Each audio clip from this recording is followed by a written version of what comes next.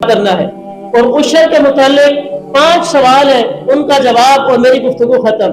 ایک ہے عشر ہے کتنا، ایک ہے عشر دینا کب ہے، ایک ہے عشر کس کو دینا چاہیے، اور ایک ہے عشر کی مقدار کتنی ہوگی، اور ایک ہے اگر عشر نہیں دیا تو اس پر ہمیں کیا مواخذہ ہوگا، شریعت ہمیں اس پر کیا کہتی ہے۔ تو عشر کے متعلق یہ تو بتا دیا کہ ایسا کھیت یا ایسا باغ یا ایسی فصل جو کہ قدرتی پانی سے سیراب ہوئی ہے، یا وہ اتنی گہرائی میں جا کر اس کی جڑیں ہیں کہ اس کو زمین سے پانی ملتا ہے، اس کو پانی خرید کر نہیں لگانا پڑا، تو پھر اس صورت میں وہ کتنا ادا کرے گا؟ 10%۔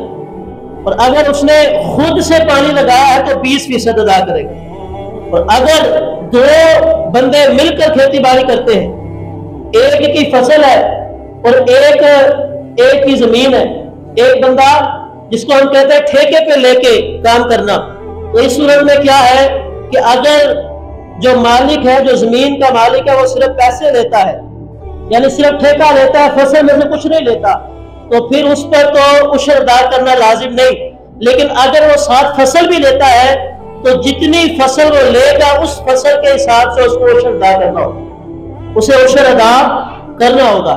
اور عشر کب فرض ہوتا ہے، اس کے لیے کوئی اوقات یا وقت مقرر نہیں۔ اگر سال میں 2 مرتبہ فصل ہو تو 2 مرتبہ ہی عشر ادا کرنا ہوگا، اگر ایک بار ہو تو ایک بار ادا کرنا ہوگا، اور اگر فرض کریں بھئی 4 بار فصل ہو تو 4 مرتبہ ہی عشر کو ادا کرنا کیا ہے؟ لازم ہے۔ اسی طرح عشر کو ادا کرنا کس کے لیے ضروری ہے؟ ہر بندہ جو مسلمان ہے، عاقل ہو یا نہ ہو، بالغ ہو یا نہ ہو، بچہ ہو، جوان ہو، بوڑھا ہو، جو مالک ہے فصل کا، اس پر عشر ادا کرنا لازم ہے، اس پر عشر ادا کرنا لازم ہے۔ اب عشر دیا کس کو جائے گا؟ عشر ہر اس بندے کو دیا جا سکتا ہے کہ جس کو زکوٰۃ دی جا سکتی ہے، جس کو زکوٰۃ دی جا سکتی ہے۔ زکوٰۃ کس کو دی جا سکتی ہے؟ ہر وہ بندہ جو 52.5 تولے چاندی یا اس کی مقدار رقم کا یا اس کی مقدار سامان کا مالک نہ ہو، اتنی رقم یا اس رقم کے برابر سامان کا مالک نہ ہو، اس بندے کو زکوٰۃ دی جا سکتی ہے، عشر بھی اسی کو دیا جا سکتا ہے۔ اب ایک سوال یہ ہے کہ عشر کس کو نہیں دیا جا سکتا؟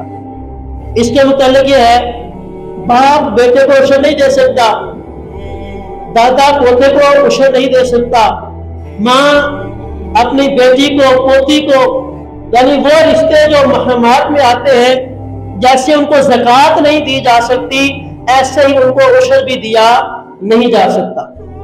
پھر عشر جب ادا کیا جائے گا تو عشر ادا کر کے اس کا دوسرے کو مالک بنانا ہوگا، عشر ادا کر کے اس کا مالک بنانا ہوگا۔ عشر ادا کرنے کی 2 صورتیں ہو سکتی ہیں، یا تو جو فصل آپ نے بوئی ہے اس فصل کو ہی آپ دے دیں، یعنی گندم ہے تو عشر کے طور پر گندم ہی دے دیں، اور دوسری صورت یہ ہے کہ آپ گندم نہیں دے سکتے تو اس کا 10% یا 20% جتنا آپ کا وہ حصہ بنتا ہے، 10واں یا 20واں حصہ، تو وہ آپ اس کی رقم، اس کے پیسے دوسرے کو دے سکتے ہیں۔ اور پھر اس میں اس بات کا بھی خیال رہے کہ آپ نے جب کسی کو عشر دینا ہے یا زکوٰۃ دینی ہے تو آپ کی نیت ہونا ضروری ہے۔ جب آپ دیں تو آپ کی نیت ضروری ہے، جو بندہ لے رہا ہے اس کو بتانا ضروری نہیں کہ بھائی میں یہ تجھے زکوٰۃ دے رہا ہوں یا یہ میں تجھے عشر دے رہا ہوں۔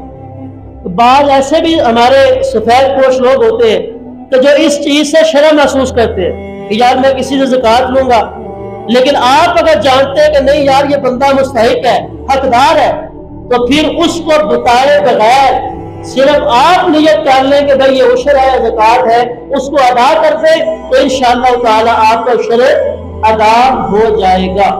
تو میرے گرامی قدر، یہ اللہ تعالیٰ کا حکم تھا کہ کلوا من ثمرہ، کہ تم اس کے رزق سے کھاؤ، وآتوا حقہ، اس کا حق ادا کرو، یوم حصادی،